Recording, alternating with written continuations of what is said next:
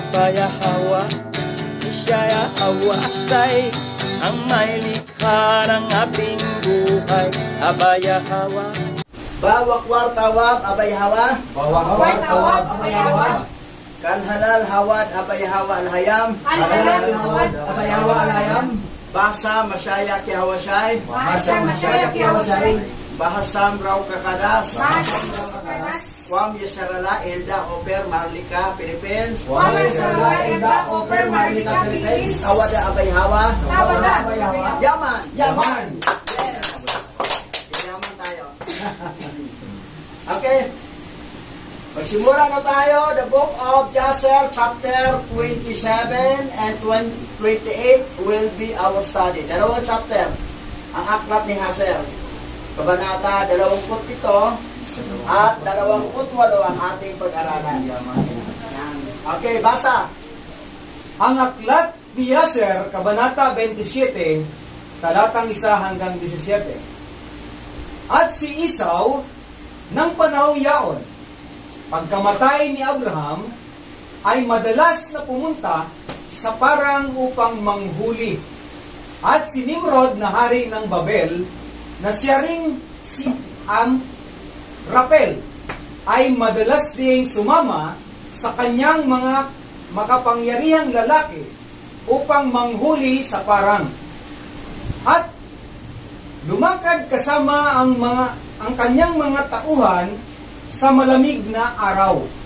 At pinagmamasdan ni Nimrod si Esau sa lahat ng mga araw na iyon, dahil nainggit siya kay Esau na isang mahusay na mga ngaso.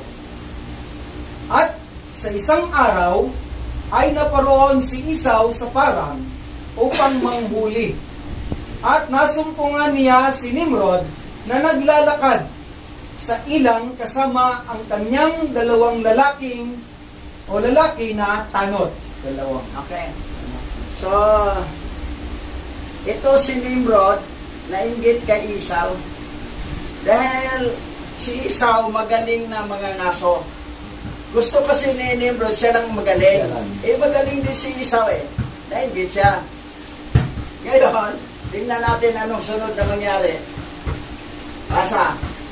At ang lahat niyang makapangyarihang lalaki at ang kanyang bayan ay kasama niya sa ilang. Ngunit sila'y lumayo sa kanya, at sila'y pumunta sa iba't ibang dako upang manghuli. At si Esau ay nagtago para hindi siya makita ni Nimrod, at siya'y nagkubli sa ilang. At ang kanyang mga tauhan ni Nimrod na kasama niya ay hindi siya kilala. At si Nimrod at ang kanyang mga tauhan ay madalas na naglalakad sa parang sa malamig na araw. At upang malaman kung saan ang kanyang tauhan na nangangaso sa parang. At si Nimrod at ang dalawang kanyang mga tauhan na kasama niya ay dumating sa dakong kinaroroonan ni Esau sa kaniyang pinagkukublihan. At binunot ni Esau ang kanyang tabak at nagmadali at tumakbo kay Nimrod at pinugutan ang kaniyang ulo. Yan, yari ang ulo ni Hari Nimrod. Si Esau na pala katapat niya. Inambus. Ang ginawa ni Esau, lipot yun lipot. Walang magaling doon. Siyempre, nakatago. Tapos, nung lumapit na, bigla siyang lumutang. Dritsong tinaga yung liig. Walang magaling. So, yan ang nangyari. Ngayon, tuloy, ano bang nangyari? Basa. At si Esau ay nakipaglaban sa dalawang lalaking kasama ni Nimrod. At sila'y sumigaw at humingi ng saklolo sa mga kasamahan nila. At pinatay ni Esau ang dalawang tanod ni Nimrod sa kanyang tabak. At ang lahat ng makapangyarihang lalaki ni Nimrod na nag-iwan sa kanya upang pumunta sa ilang ay nakarinig ng sigaw sa malayo. At kilala nila ang mga tinig ng dalawang lalaking iyon. At tumakbo sila upang malaman ang dahilan nito. Nang matagpuan nila ang kanilang hari at ang dalawang lalaking kasama niya na nakahandusay sa ilang at sila'y patay na. Yeah. So, tatlo agad ang nadali ni Esau. Hari at saka dalawang bodyguard. So, magaling si Esau sa patayan talaga. So, dipot, ambush, tapos yung dalawa, harap-harapan na yun. Hindi na ambush yung ginawa niya.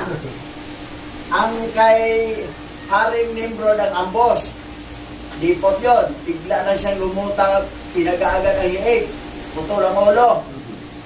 Ngayon, itong dalawa versus isa.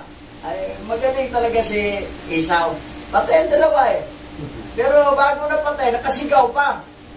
So at least yung mga kasama na malayo, nakarinig, pumunta, nakita niya, wala na, bulagtaan ang tatlo. So, tuloy natin. Basa. At nang makita ni Esau ang mga makapangyarihang lalaki ni Nimrod na dumarating galing sa malayo, siya ay tumakas at kinuha ni Esau ang mahalagang kasuotan ni Nimrod na ipinamana ng kanyang ama na ang damit na ito ay damit ni Adan at Eva. At itong damit ay nilagyan ng kapangyarihan ni Yahweh. At ito'y napunta kay Nimrod. At sa pamamagitan ng damit na ito ay nanaig sa digmaan si Nimrod sa buong lupain. At kaniyang ikinubli ang damit na iyon sa kanyang bahay. At kinuha ni Esau ang kasuotang yaon at tumakbo sa bayan dahil sa mga tauhan ni Nimrod. At siya'y naparoon sa kanilang bahay na pagod sa pakikipaglaban. At kaniyang nilapitan ang kaniyang kapatid na si Jacob at naupo sa harap niya. So, hindi kaya ni Esau kung marami nang dumating. Marami na, hindi niya kaya. Takbo siya. Kaya rin yung dalawa. Saka yung isa naman ay ambush yung ginawa niya kasi tare. Kung hindi yung ginawa niyang ambush, siya pa mamatay. Nandun pala, sinuot pa yung damit. Wala pa ang gamit na kuha eh. Wala pa rin pa. Nandun pa kay... Suot pala. May power yun eh. Kaya lang, lipot ang ginawa. Maganda, walang magaling doon. Napatay niya. Ngayon, yung dalawa, napatay din. Nakuha niya. Ngayon, anong sunod nangyari? Umuwi si Esau, gutom na gutom. Pagod na pagod. Galing sa, sa digmaan. Tuloy. At sinabi niya sa kanyang kapatid na si Jacob, "Masdan mo, ako ay mamamatay sa sobrang gutom sa araw na ito. At bigyan mo ako ng pagkain na niluluto mo. Kung gayon, ibabayad ko sa iyo ang aking pagkapanganay." At si Jacob ay kumilos na may katalinuhan kay Esau sa bagay nito. At ipinagbili ni Esau ang kanyang pagkapanganay kay Jacob at ang damit na galing kay Nimrod sapagkat ito'y ginawa ni Yahweh. At ang bahagi ni Esau sa yungib sa parang ng Makpela na binili ni Abraham sa mga anak ni Het na pag-aari ng isang libingan ay ipinagbili rin ni Esau kay Jacob. At binili ni Jacob ang lahat ng ito sa kanyang kapatid na si Esau sa halagang ibinigay na pagkain. At isinulat ni Jacob ang kabuuan nito sa isang aklat. At pinatotohanan niya ito kasama ang mga saksi. At tinatakan niya ito. At ang aklat ay nanatili sa mga kamay ni Jacob. Matalino to siya kay. Nagpagawa pa siya ng dinupsil. May saksi pa, may witness. Matalino to si Jacob. Isa pa nga matuso, matalino pa. Pero ito si Esau, magaling na sa digmaan. Pero parang walang utak eh. Ngayon, ibinta niya ang damit na may power. Ano, natuloy kay Jacob. Si Esau pala ang nag-alok, hindi si Jacob ang pero sa Babylon yan, baliktad. Parang Kasi si... gutom na gutom siya eh. Palitan ng... Oo. Parang siya kung parang nanaya. Grabe, no? Ngayon, ano nangyari? Diba yung pag-uwi ni Jacob, galing sa kabyanan niyang si Laban, nakigrisley sa kanya yung anghel. Si Oriel yun eh. Hindi mo kapalag si Oriel. Bitawan mo ko, magbukang liwayway na. Eh kasi, suot ni Jacob yung damit niya nagliba, na galing kay Nimrod, na may power. Ang Milka, natalo ni Jacob eh. Oh. So, ngayon, ang tanong, nasaan ang kaya ngayon yung damit na yon? Yun nga, no? After Jacob, sino ang nagmana sa anak niya? Oh, alamin natin sa iba pang mga aklat, malalaman natin yun kung nasaan para punta after Jacob. Ngayon, eto ang nangyari. Siya ang nag-alok kasi nagutom. Yan na. Pero sa sunod chapter, yung nakuha ang basbas ni Jacob, sabi niya, 2 bisit niya yung niloko. Kinuha niya ang pagkapanganay. Pati yung basbas, kinuha niya. Eh, siya naman nag-alok na ibibinta eh. So, sa kasunod dito, sa sunod sabat, siya nag-alok eh. Playing shape siya eh. Pinagbinta nga niya si Jacob. Pero actually, siya ang nag-alok eh. Linaw. Oo. Okay, tuloy. At nang si Nimrod na anak ni Cos ay namatay, itinaas siya ng kanyang mga tauhan at dinala siya na may pagkakabalisa at inilibing siya sa kanyang bayan. At ang lahat ng mga araw na nabubuhay si Nimrod ay 215 taon at siya ay namatay. At ang mga araw na naghari si Nimrod sa mga tao ng lupain ay 185 taon. At si Nimrod ay namatay sa pamamagitan ng espada ni Esau sa kahihiyan at paghamak. At ang bini sa lahi ni Abraham ang naging sanhi ng kanyang kamatayan, gaya ng nakita niya sa kanyang panaginip. At sa pagkamatay ni Nimrod, ang kanyang kaharian ay nahati sa maraming dibisyon. At lahat ng bahaging iyon na pinagarian ni Nimrod ay naibalik sa kanilang mga hari ng lupain, na nabawi sa kanila sa pagkamatay ni Nimrod. At ang lahat ng mga tao ng sambayan ni Nimrod ay naging alipin sa lahat ng ibang panghari ng lupain sa mahabang panahon. Ngayon, ang kaharian nga naagaw ni Nimrod nabalik. At ang kanya ring mga Pamilya. pamilya Malahi ay niya. naging alipin. Naging alipin din. Naging alipin din. Nang alipin yung hari nyo, ha? Ngayon, kayo naman may Oo. alipin na. Kayo naman. Ganti-gantihan. So, yan ang nangyari. Wither lang. No, wither lang. So, tuloy tayo. Next chapter. Ang aklat ni Jasher, Kabanata 28, talatang 1 hanggang 29. At sa mga araw na iyon, pagkamatay ni Abraham, sa taong iyon, ang Yahweh ay nagdala ng matinding tagutom sa lupain.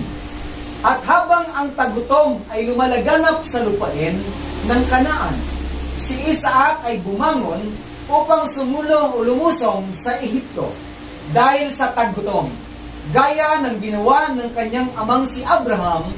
At ang Yahweh ay nagpakita ng gabing iyon kay Isaac.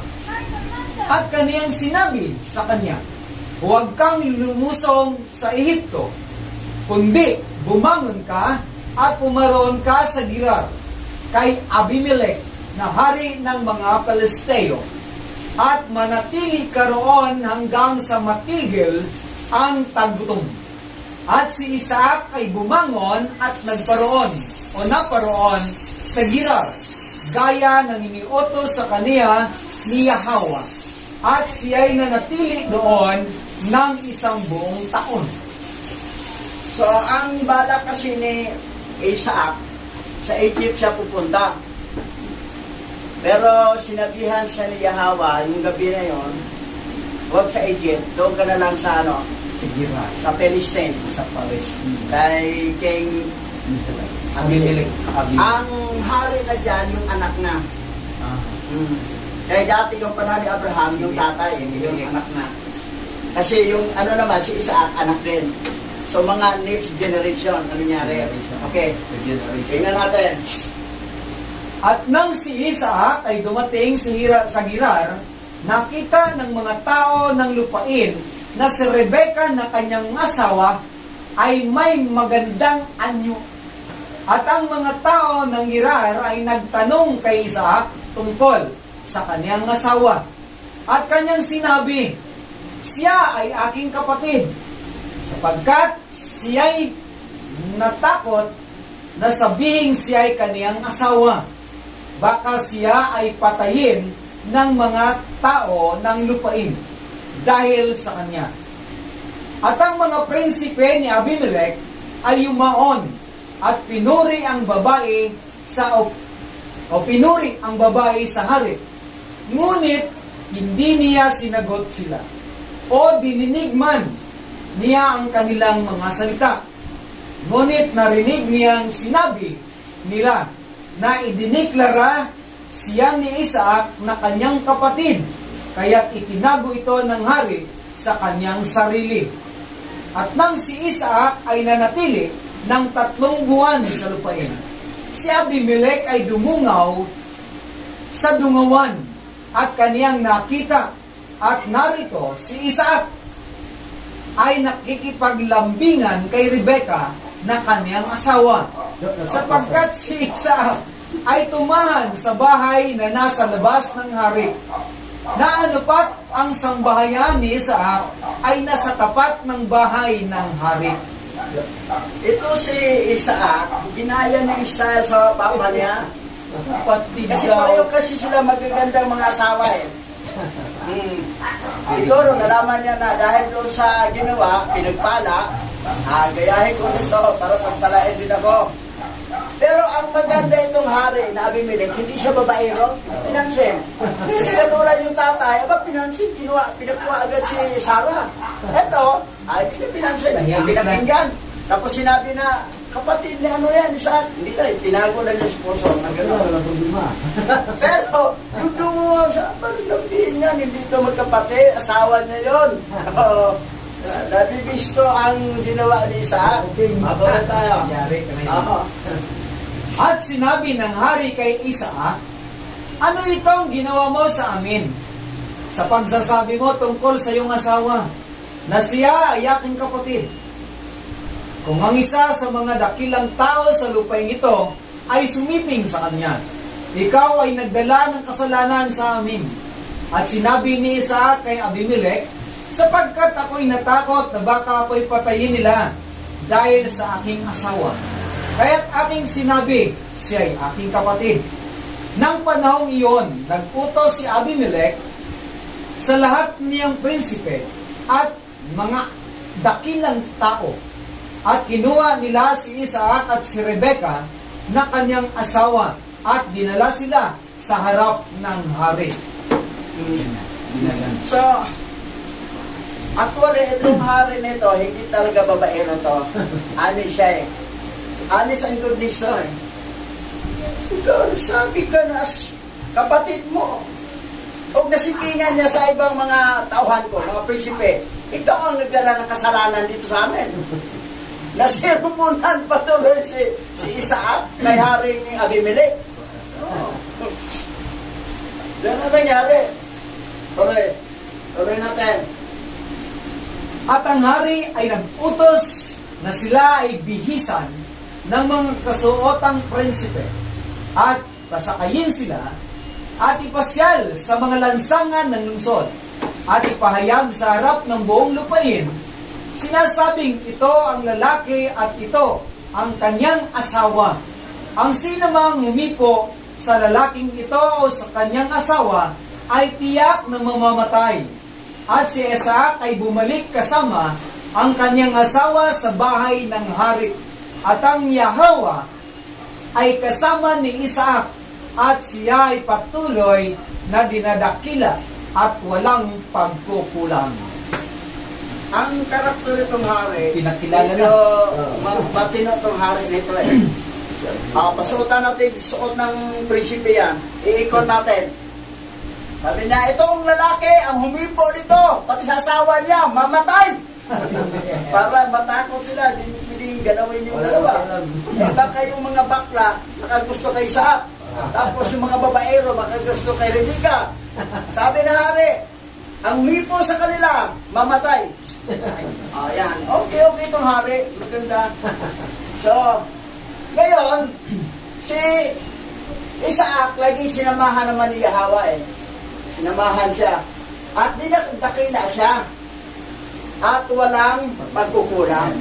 Talagang sumikat si Isaac doon sa sa lugar ng Palestine. Okay, tuloy tayo. At ginawa ni Yahawa si Isaac na makasumpong ng biyaya sa paningin ni Abimelech at sa paningin ng lahat ng kanyang nasasakupan. At si Abimelech ay gumawa ng mabuti kay Isaac sapagkat naalaala ni Abimelech ang sumpa at ang tipan na nagkaroon sa pagitan ng kanyang ama at ni Abraham. At sinabi ni Abimelech kay Isaac, narito, ang buong lupa ay nasa harap mo. Tumira kayo saan man na lugar ang iyong gustong tirahan, hanggang sa ikaw ay bumalik sa iyong lupain. At binigyan ni Abimelech si Isaac ng mga bukid at mga ubasan, at ang pinakamagandang bahagi ng lupain ng Gerar, upang maghasik at umani at kumain ng mga bunga ng lupa hanggang sa lumipas ang mga araw ng tagutom. Grabe. So, Favor, bongga. actually, nakakuha ng lesson tong anak na si Abimelech na alam niya yung nangyari sa tatay niya at saka kay Abraham na nagkaroon ng maraming namatay, na sumpa, nagkasakit na ayaw niya mangyari sa kanyang administrasyon. Nalaman siya. Oo.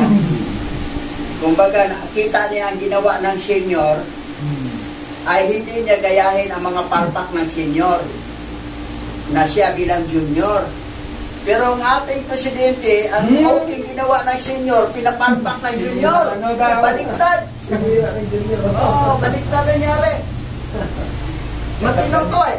Pero mo, binigyan pa si Isaac ng lupain at saka ubasan. Ngayon, tuloy natin. At naghasik si Isaac sa lupaing iyaon, at tumanggap ng 100 ulit sa taon ding iyaon, at pinagpala siya ni Yahawa. At si Isaac ay naging dakila, at siya ay nagkaroon ng pagmamay-ari ng mga kawan, at pag-aari ng mga bakahan, at malaking kamalig ng mga tagapaglingkod. Kaya nainggit ang haring Abimelech at ang mga Palesteo sa kanila. At nang ang mga araw ng tagutom ay lumipas, si Yahawa ay nagpakita kay Isaac at sinabi sa kanya, bumangon ka, umalis ka sa dakong ito, at bumalik ka sa iyong lupain, sa lupain ng Kanaan. At si Isaac ay tumindig at bumalik sa Hebron na nasa lupain ng Kanaan. Siya at dinala niya ang lahat ng pag-aari niya, gaya ng iniutos sa kanya ni Yahawa. So, ang blessing naman ni Isaac, hindi naman yung sa bigay katulad kay Abraham, kundi tinabaho niya eh. Binigyan na siya ng lupain sa ubasan, trabaho. At saka yung pagtrabaho niya, nag-prosper. Hindi yung katatanim lang, mag-amin na.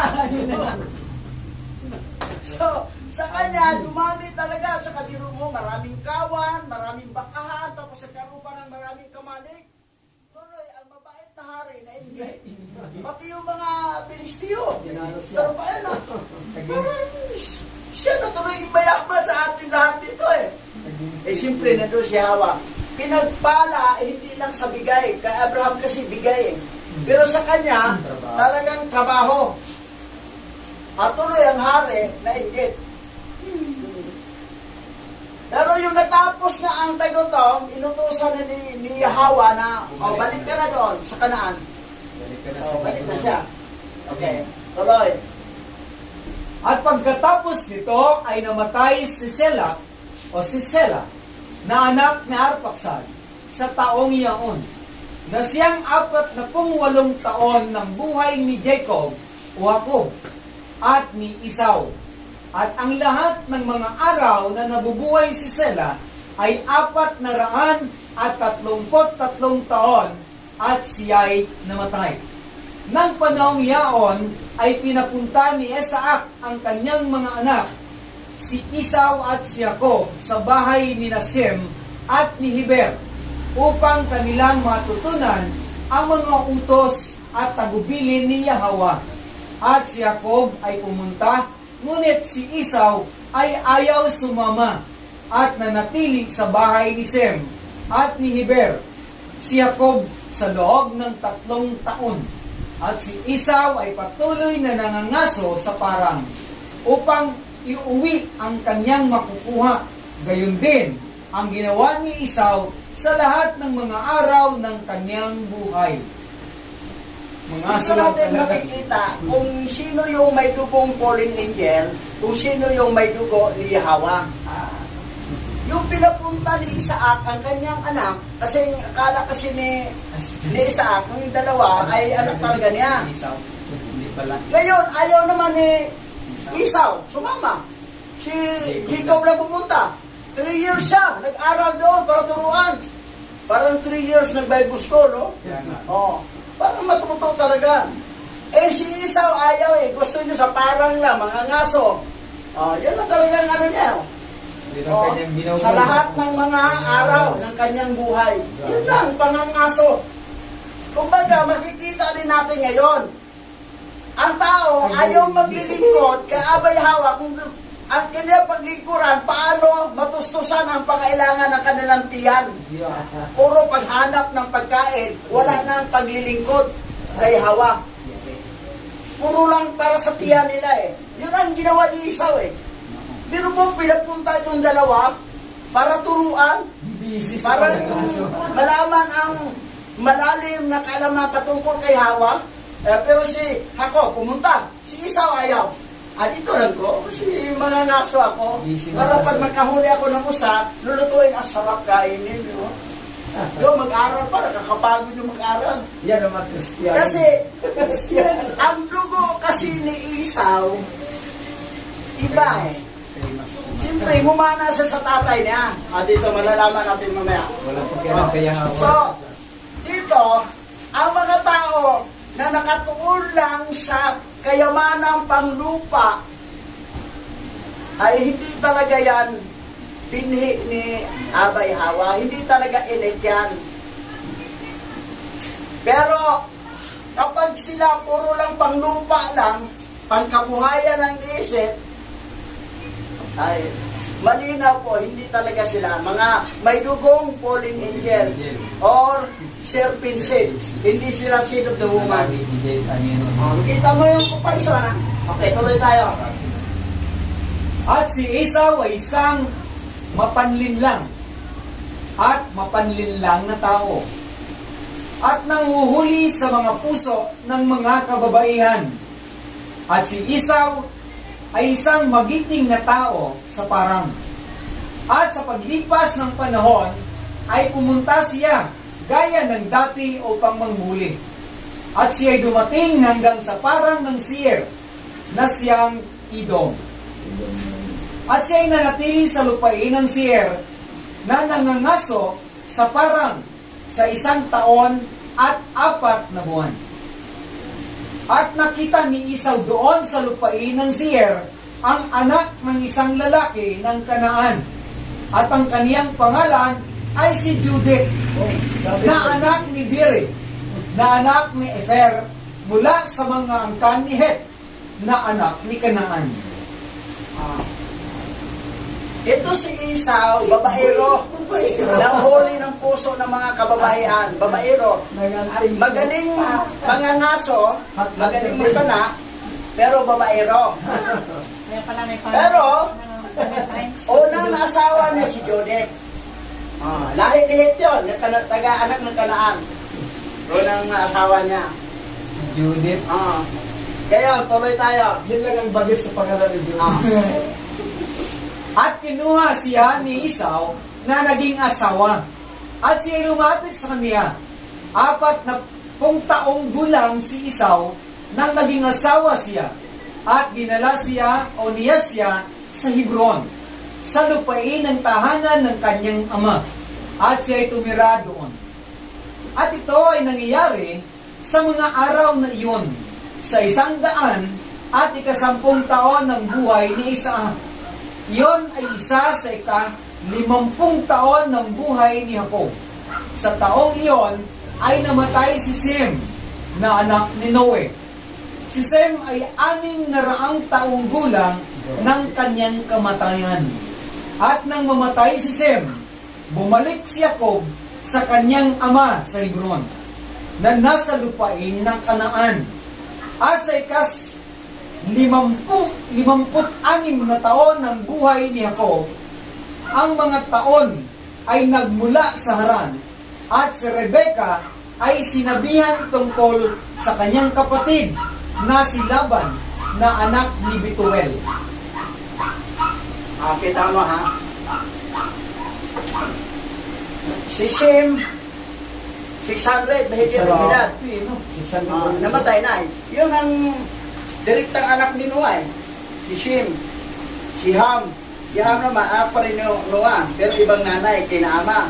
Si Sem, anak ni Noah, kay Sarah. So, ang nabuhay na lang do, Heber na lang. Kasi Yung apo si niya. si Sheila, Si Arpaksad. patay. Wala pa si Si Arpaksad. Alpaksad, nauna pang namatay. Una naman na yun. Kay sila. Pero, sila naman, matagal din i-compare kay Abraham, kina ni Ismael, yung pamangkin niya, si Lot. Siguro matagalin naman. So yun, si Lot patay na Karang patay na si Lot, si Abraham. Nauna si Lot namatay kay Abraham. Pero mas nauna si Sarah.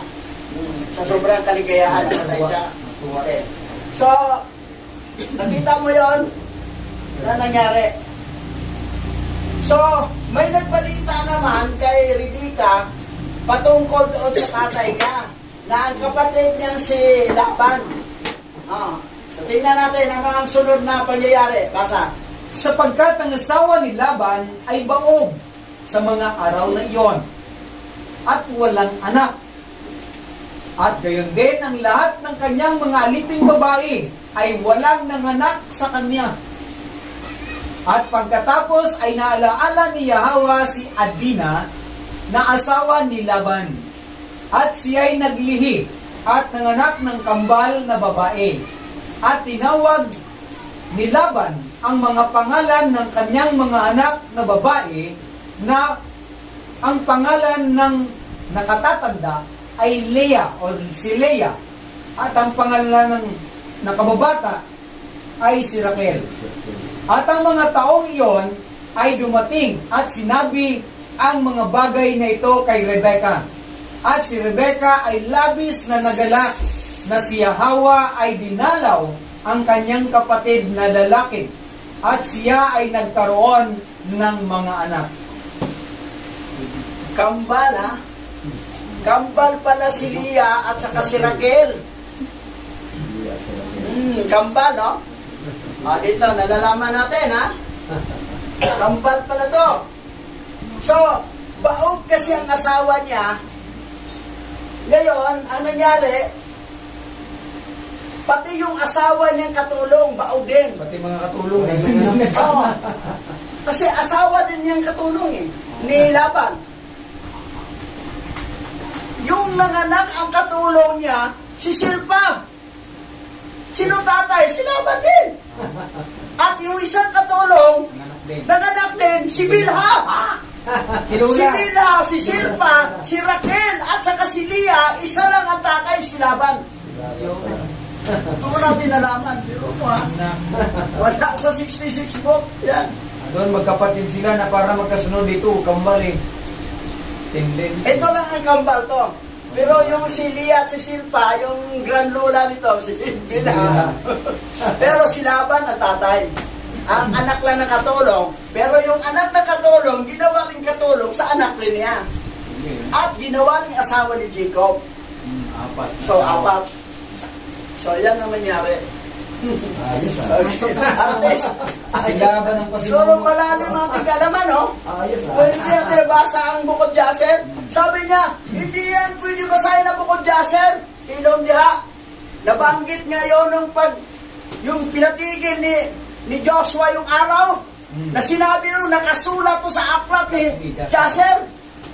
Mabasa yan sa Samuel eh. Second or first Samuel. Okay.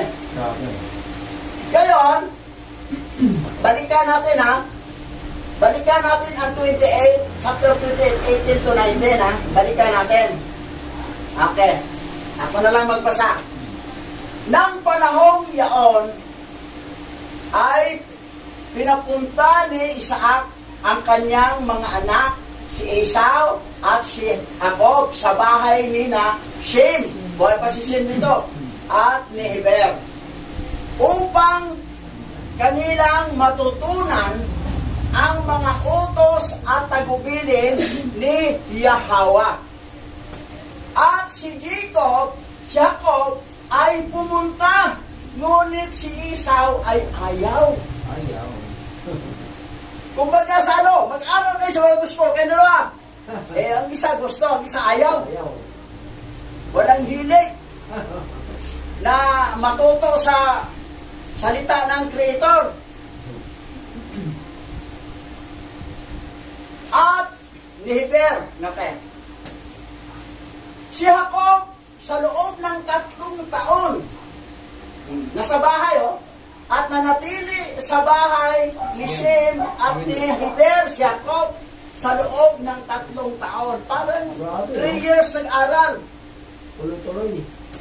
3 years kasi kung ang atin naman dito, yung mga kapatiran, ang pag-aaral dito, yung tuwing Sabat, pagsamba, ito parang aral na rin to. Ang Bible school kasi araw-araw yun. Parang natural na pag-aaral. Bawat oras yun. Oh.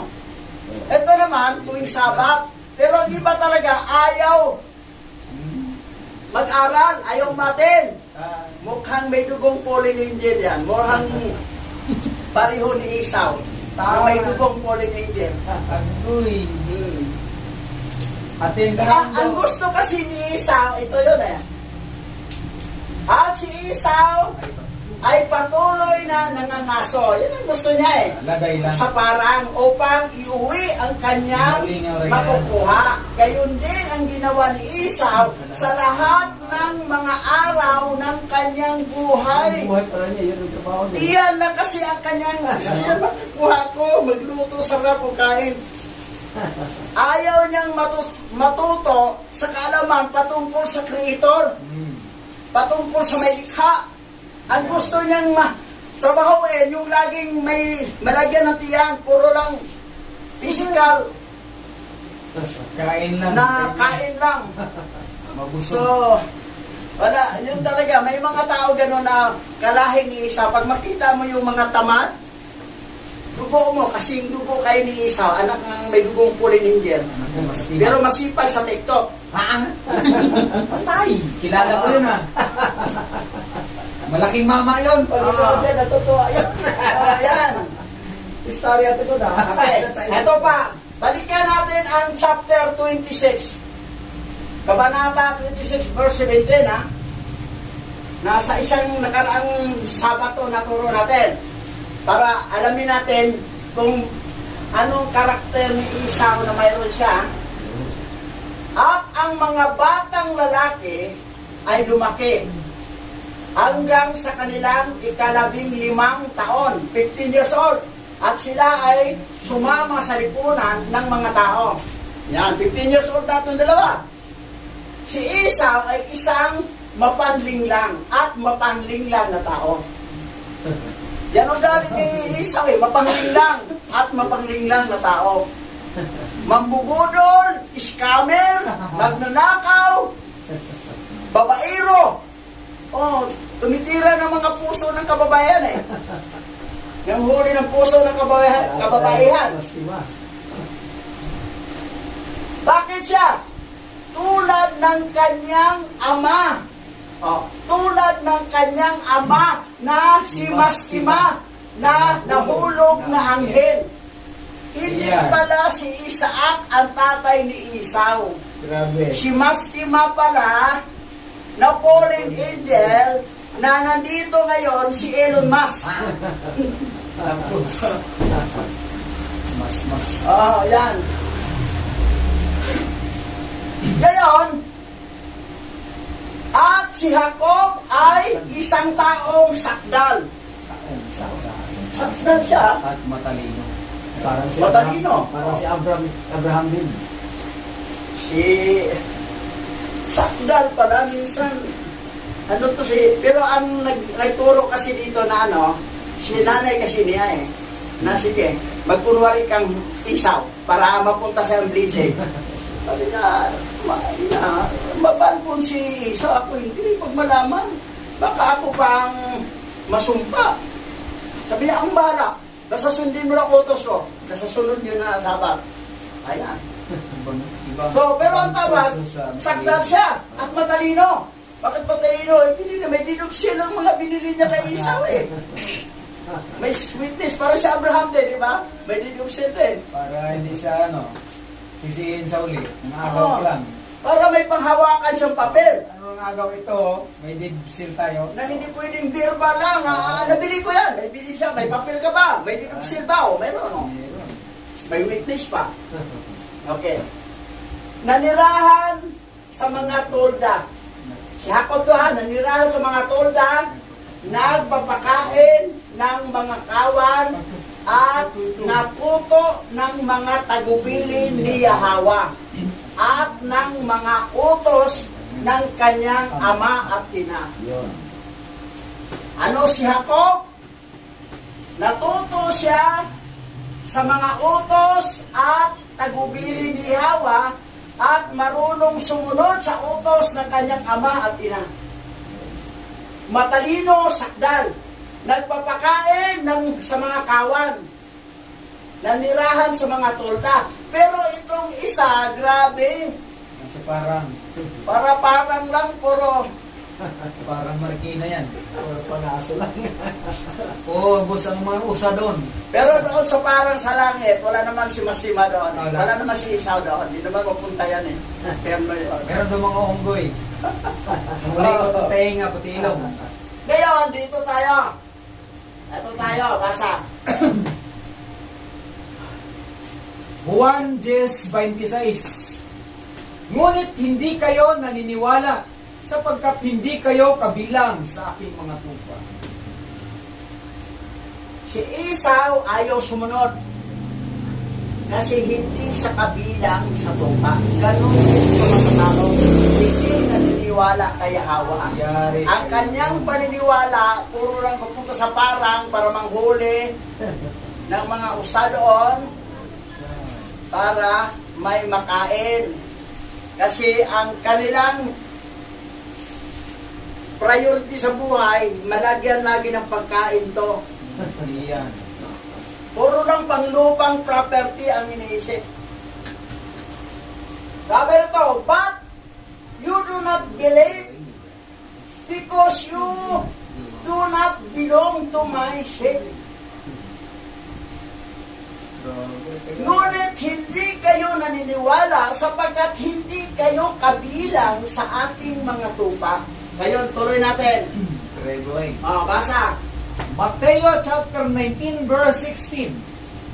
Ang isa pang lalaki ay lumapit kay Yahushua at nagtanong, Guro, anong mabuting bagay ang dapat kong gawin upang magkamit ng buhay na walang hanggan? Ayan. Patungkol sa kaligtasan ito magkamit ng eternal life. Another man came to Yahushua and asked, Teacher, what good thing must I do to gain eternal life? Guro, anong mabuting bagay ang dapat kong gawin upang magkamit ng buhay na walang hanggan? Okay, alamin natin ang sagot ni Hawashai dito, ha? Nasa original. Original Bible to. Magkaiba ang ang doctorated Bible o corrupted Bible. Ito. Basa. Mateo chapter 19 verse 17. Sumagot si Yahushua, ang pinakamagandang bagay na dapat mong malaman ay ang malaman ang tunay na pangalan ng Alahayam. Dahil darating ang araw na mawawala ang kanyang pangalan sa mga kasulatan. At sasambahin mo lamang siya at susundin mo ang kanyang mga utos. Patungkol sa kaligtasan to, ha? Anong sagot ni Hawashai? Yahawashai answers, Yes. the best things for you to know is to know the true name of Alahayam. Kailan malaman ang tunay na pangalan ng Alahayam. Ano ang tunay? Yahweh. Because the day will come when His name will disappear from the scripture. Yan ang inalis. Darating ang araw ay mawala ang kanyang pangalan sa kasulatan. Yan ang Binanggit na pala ni Hawashai na mawala, mabura talagang pangalan nila sa kasulatan. 32 to 33 Oo. AD yan. Eh, 70 AD na wala yung ano eh. Oo, Tama. 70. Pero mo, ha, ulitin natin, ha. Opisina. Sumagot si Hawashai. Opisina po na to. Ang pinakamagandang bagay na dapat mong malaman, kasi ano magandang bagay daw na gagawin niya para makamit niya ang buhay na walang hanggan. Ang sagot naman, ang pinakamagandang bagay na dapat mong malaman ay ang malaman ang tunay na pangalan ng Alahayam. Kaya alamin ang tunay na pangalan. Ano ba tunay na pangalan ng Alahayam? Si Yahweh ba? Si Jehovah ba? Si Diyos, si God. Oo. Alamin. Doon sa original Bible, Yahweh. Dahil darating ang araw na mawawala ang kanyang pangalan sa mga kasulatan. Wala talaga. Ngayon, ang mga generation, kung ano makita sa Bible, doon na paniwalaan. Eh, wala namang pangalan niya doon. Tinanggal. Tinanggal nga, dinoktor, tinurap, at sasambahin mo lamang siya, na siya lang ang sambahin. Oo, walang iba. Walang iba, walang revolto, idolatry. Susundin. Siya lang, at sundin mo ang kanyang mga utos. Kaya ang tanong, anong utos? Kaya dito makita natin kung sino talagang marunong sumunod sa utos, kung sinong ayaw. Eto, basa. Mateo chapter 19 verse 18. Alin sa mga utos? Tanong niya. Sumagot si Yahawashai, ipangilin mo ang Sabat. Huwag kang papatay. Huwag kang mangangalan niya. Huwag kang magnanakaw. Huwag kang sasaksi ng kasinungalingan. So, ito pa, ha, may kasunod pang utos. Pero ito, anong utos? Number 1, Ipangilin. ipangilin mo ang Sabat. Ang iba, hindi naman ipangilin. Kasi, marami itong, trabaho gagawin pa eh. Pero mo, ang ibinigay sa atin, 6 na araw. Sa 7th araw na Sabat, ipangilin, hindi pa nga buong araw na ibigay. Ilang oras lang. Alas 12 pa nga pasado dumating eh. At least na ibigay, oras di ba tayo? Wala talaga as in zero. Utos yan eh. Pangilin talaga. Pangilin talaga ang Sabat. So yan ang nangyari. Kaya sundin? O minsan-minsan sundin, minsan hindi. Bato-bato sa langit, tamaan, bukol. Kakayanin. Hindi pa kakayanin. Kaya. Kaya. Kasi hindi lang ako. Nariregla mo lang, dalawang bisis kung magregla sa buwan. Ano ko lang gano'n? Dalawang bisis magregla? Oo. Bukos na nga eh. Tapos, ito pa. Huwag kang papatay. Di naman tayo hitman eh. Okay, sunod natin to. Huwag kang mangalunya. Ito ang problema. Yung mga babaero, sumisiping ka sa babae, hindi mo asawa. Grabe. Kailangan asawa mo lang sipingan mo. Pag hindi mo asawa, huwag mong sipingan kasi pangangalunya yan. Yan ang agoy. Di paano kasi kulang, magdagdag ang asawa. Pero lahat pinakasalan mo. Oh. Number 1 asawa, kasal. Pwede mo na sipingan. Kaya lang itong asawa kong una, tumatanggi. O, di magdagdag ka. O, pangalawang asawa, kasal din. Hindi na pangulo niya. Pero isa lang nga, pero maghanap ka sa labas para kay si Isaw nga naghanap ng, ano yun? Ano ng puso ng mga kababayan? Heart hunter. Heart hunter pala. Malaking kasalanan yan hanggat wala kayong basbas. Kailangan basbas talaga. Kasal. May record sa NSO o wala? NSO, National Statistic Office. Pero ngayon, PSA, Philippine Statistic Authority. May record o wala, basta at least may nagbasbas sa inyo, kasal kayo. So, huwag kang magnakaw. Ito, madalas mga politician dito. Politician, madalas magnakaw. Ninanakaw ang pera ng bayan. So, grabe. Nagpumupuno na lugi sa ilahay. Milyon-milyon. Pumirma ka na sa impeachment, 150 million ang kapalit. Wow. 150 million, pumirma ka lang. Grabe. Hindi pa Sino ang hawak ng pera? Si Tambalos-Los. Si Buhaya. Tambalos-Los talaga. Buhaya na ngayon ang tawag kanya. Oh. Ngayon, buhaya na.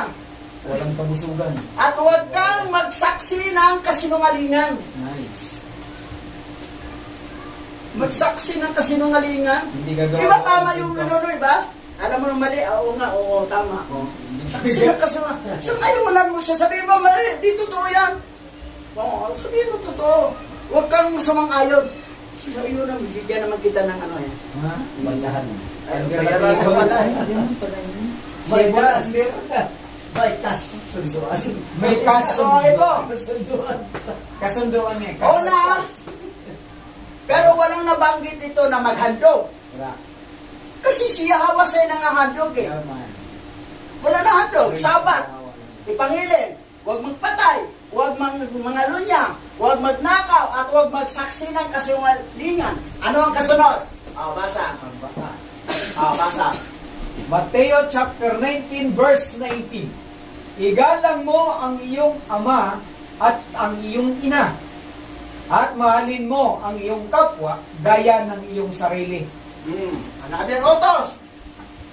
Igalang mo ang iyong ama at ang iyong ina. Isa yun, respect. Oh, sabi mo, honor your father and your mother. As you love yourself. And sunod, mamahalin mo ang iyong kapwa gaya ng iyong sarili. Naasar matukan.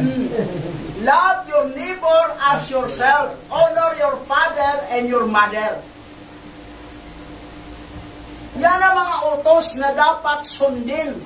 At number 1, don't forget, Sabat.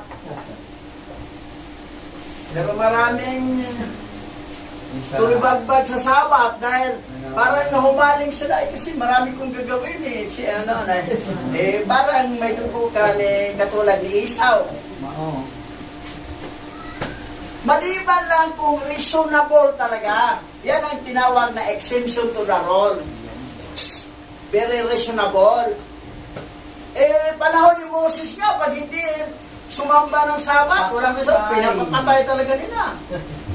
Ganon kahigpit ang Torah doon panahon ni Moses. Lubog sa buwan. Buhangin, tapos batuhin. So, ito yung mga utos. Ngayon, ito ang last verse. Basa. Juan 10:27. Ang aking mga tupa ay nakikinig sa akin. Kilala ko sila at sumusunod sila o sinusundan at susundin nila ang utos ko. Pag sinusunod ang utos ni Yahweh o ni Hawashai, tupa siya. Pero kung ayaw sumunod, Ambing. kambing. Balbon. My sheep listen to me. I know them and they are going to follow my command. Ang aking mga tupa ay nakinig sa akin. Siyempre nakinig, dumating talaga sa araw ng Sabat yan para mapakinggan ang pangangaral sa salita ni Yahweh. Kilala ko sila. Kilala ni Yahweh kung ang tupa niya. Kilala niya. Huwag mo sabihin na maling lang mo si Yahweh, kilala niya. At susundin nila ang utos ko. Yan ang karakter ng tupa. Ngayon, ang question dito, paminsan-minsan ka bang sumunod? Baka ang dugo mo, may dugong fallen angel, may dugong kay Yahweh. Hap-hap. O, hap-hap. Tumatumara. Pero kung sino medyo malamang, halimbawa ang dugo ng fallen angel ay mga nasa 55%, tapos dito ay 45% lang ang sa ano, Daig yung kaya ano, so lamang ang sa fallen angel, doon ka talaga sa lake of fire. Maong. Kasi kung ano yung dugong marami sa'yo, kung maraming dugo, 55% ang dugo ni ang binhin mo kay Yahweh, tapos ang binhin ng fallen angel ay 45, kasama ka sa elect. Parang ka. Kaya lang, pangparang ka lang o pambagkita. Parang O yan. Parang Okay. Tayo po'y manalangin, Pastor Buddy. Tayo muna ay manalangin para sa ating pagtatapos. Aba Yahweh, dakilang alahayam, maraming salamat po sa tanghali ito at salamat sa bawat isa na binigyan mo ng kalakasan at sa bawat isa na nakinig sa pangaral ni Bishop. Salamat po sa lahat kung saan mang dako dumating ang tinig na to. Hipuin mo po ang kanilang mga puso at ikaw na po ang bahala magbasbas sa kanilang puso. Salamat po sa pangalan ni Yahushai Yaman.